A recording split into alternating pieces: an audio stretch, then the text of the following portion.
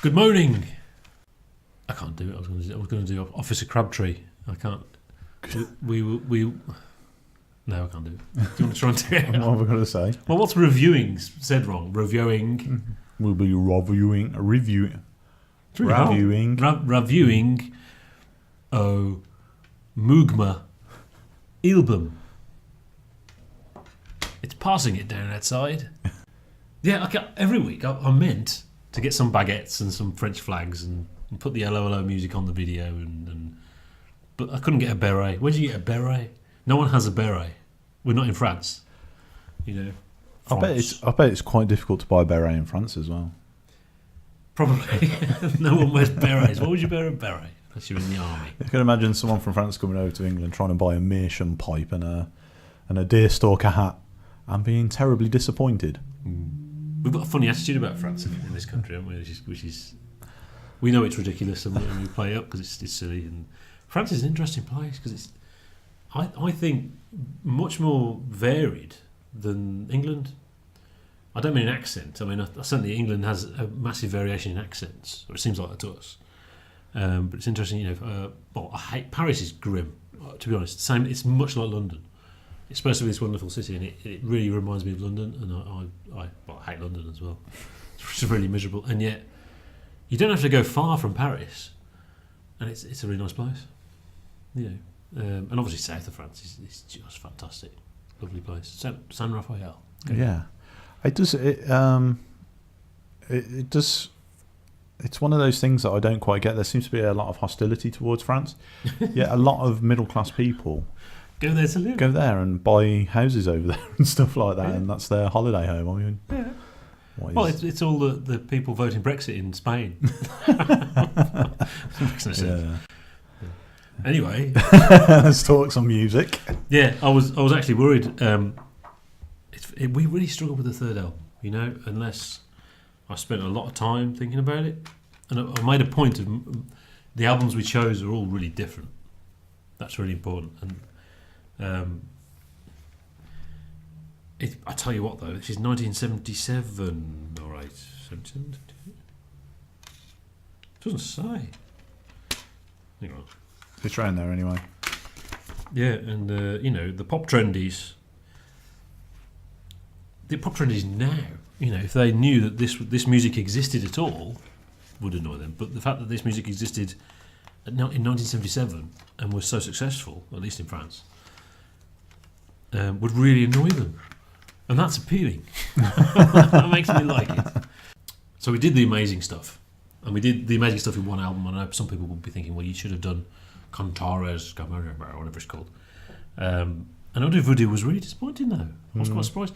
And I don't think I would have chosen it if I'd actually sat and listened to it first. Because it's an album I knew from many, many years ago, and I hadn't listened to it for so long. I didn't realise I hadn't listened to it for so long.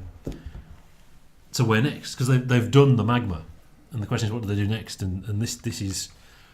they're trying different things.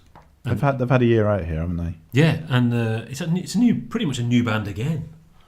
That ninja bass player has left, and there's a new ninja bass player. But I tell you what do you do next? Oh man, you do drumming. Holy crap, you do some drumming. You think of Magma as he's a drummer, isn't he? So it's going to be all fantastic, busy drumming. That's the one you want for that. Not necessarily the best. It's not the best album, and it's Mechanic Destructive is amazing music and all that. But if you want amazing drumming, oh my god! But not only that, you can see that it's good that they haven't just carried on. It's not like we've got to carry on making Yes music. Keep doing Yes, or Genesis is a terrible example. It's got to be Yes, Kev. Just stick with Yes. Yes. So going for the one was, well, what do Yes say? Oh, yeah, we have to do Yes. They've realised it's done. There's no point in we've got to make Fragile again. They haven't got to make Mechanic Destructive again. Okay, well that's there. That's established. Zeul is established. Okay, let's try Zeul with gospel. Let's try Zeul with blues. And play around with it. And that does mean some of it is really weird.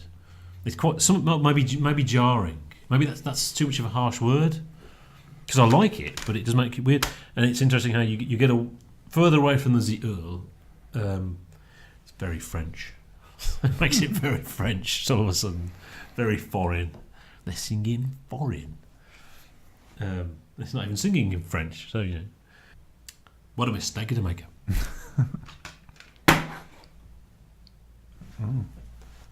It's me already. Yeah. Interesting, isn't it? I mean, I listened to this for a few times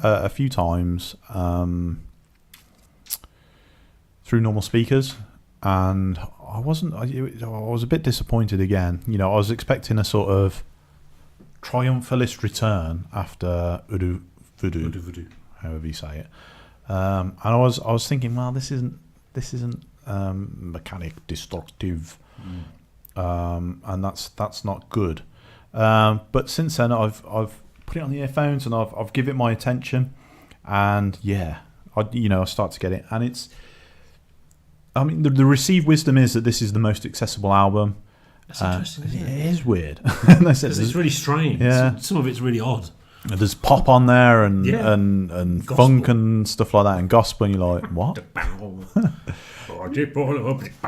I mean, I love the mechanic destructive, the deeply sinister stuff that you can't quite put into words because there are no words. It's all literally, made up bullcrap. Yeah. But it comes through, and this is the same. It has got that made up stuff, but I think they say it's more poppy because the lead vocals, even though they're nonsense lead vocals, are quite prominent. And I think that's where the pop thing comes from. Yeah. And they're shorter. I mean, the longest track's about 8 minutes, sort of thing. Anyway, if Mechanic Destructive was deeply sinister, this is sort of it's not completely gone. It's more like I'd say it's like Death is trying to sneak into heaven with his funk band kind of thing. Just trying to hide the sinisterness, but it's actually still there. Yeah.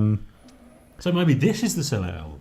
You could say. I mean, but it's not really a sellout album, is it? No, you can. H.R. Geiger on the front. Yeah, Geiger. Painting. And if you use a Geiger painting, it's going to be.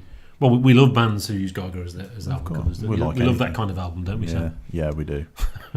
Apart from Sam doesn't like brain silence surgery.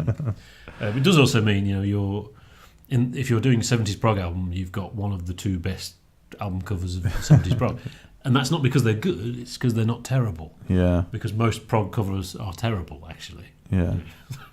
But I mean, that's the intergalactic battles that were prominent in Zul, right there, which is supposedly missing from the album. But there you go. It got my foot tapping at times. Yes. And head bouncing. Yeah. And some people say it wants you to get out there and dance and, Yeah. And so don't know about that. But whether that's an intentional move to something accessible, it's very difficult to say. I think it's more they were just exploring different styles. Well, I think what happened, I mean, I saw an interview with his wife who did the vocals, and says what it was is essentially, obviously over the years, he'd written quite a lot of stuff that was never used because it wasn't the right tone. Yeah. Magma is just like this was stuff that never made it onto an album because it wasn't pure. Yeah. So it could go on. So yeah, I mean it is good. I mean whether it's the one you should listen to as an entry into Magma, I don't know. I much prefer Mechanic Destructive. Yes. So I don't know. I don't agree with that. It sounds like prog. You can recognise it. You can pigeonhole it as prog almost straight away. No, that's interesting. You've got the and you've got the busy drumming and flute and there's bits of pastoralness and very recognisable as that's a little bit of a camely kind of thing, and whereas Mechanic Destructive isn't. It's prog by default because it's in the 70s and we don't know what it is, so it's prog. Whereas this is recognisable as that stuff, which is really interesting. And you can argue it gives the game away in that it's just fusion, isn't it? So does that mean all actually is just fusion? So that's interesting. Tell you what, for me, the last 7 minutes and Maahnt particularly, that's the high point. Yeah, I kind of agree there. And I think Dondaï is supposed to be the one on the album, the Sublime one, and I don't really see it. I'm not massive on that one. No, I'm not. Nono. I mean, what was that? What was that doing at the end? No. Well, it's 1978 Phase 2. Yeah, but it goes. That's horrible. And my dog's like, "What? What's going on? What's going on? Who's this?" Is this a new band? It's dog music. Yeah, I mean, obviously you can see what they're doing there, but it is really horrible. Yeah. Okay. Yeah, it's different. Well done, guys. Yeah, because it's. I certainly see it as an attempt as an ending. The last 7 minutes, 1970 to 77, Phase 1. It seems pretty obvious that that's Phase 1. Now we're going to do Phase 2, and it's going to go no. But actually, this is the last album of the 70s, and the next album wasn't until 84. Was it was in English. Was actually in French, of course. But interesting. Merci, which I've never heard. Yeah. I would like to hear that. It would be very interesting. Can't imagine Magma in the 80s. Well, we're not going to get to review them now, Kev. This is our last Magma. Last album. We've got to do something else. No. Yeah. Rindë is an interesting one. Is that the ballad? I can't remember now. Yeah, that's the ballad. That's Stella singing, I think, harmonising with herself, and it's an actual Magma ballad. So it's quite controversial, but yeah, not sure how I feel about that. Yeah, I mean, but you can see they're trying different things, so that's cool. I mean, Ürgon Ğorğo. That's Ürgon Ğorğo on the front, and that's the theme of the album, which I think is just the track 4. Liriïk Necronomicus Kahnt. Something about Ürgon Ğorğo, heroes, or something. I think Maahnt, the subtitle is the force between two things fighting. Vanderval's force. Should we use Google Translate to work out what it means? Éprouve de force entre certaines forces. I'll tell you what. Let's not do that. Okay. Should we ask people for their best translations of best those? Translations. Yeah. We don't mean the highest quality of accuracy of translation. That's not what we mean. No, we mean what's that to you? Yeah. Yeah. Funniest wins. Yeah. What was I saying? Yeah, we talked about Coltrane, obviously, and that's if there is an influence, Coltrane is the biggest thing generally over Magma. Carl Orff, is it Carl Orff? Yeah, American composer. Yeah, Carmina Burana. Yeah, and often with that kind of influence, and you think, well, yeah, whatever. And you can hear Varese in Zappa, definitely. You put on the Carl Orff and you think, oh yeah, and it is there. Obviously, it sounds much more vanilla. It's not like he's just taken that and put rock on it or anything like that. But you can hear it, the dun, dun, dun, dun kind of stuff. He's in that music, but without bass. Not enough bass.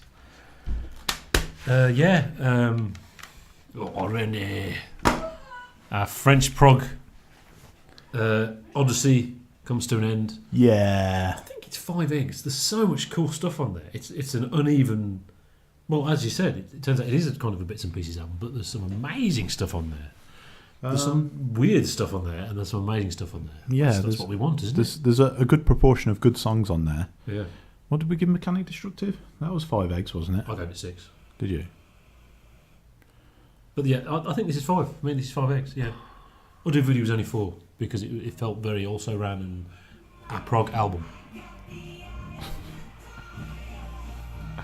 Sarah's playing my bloody music again. Your favourite song?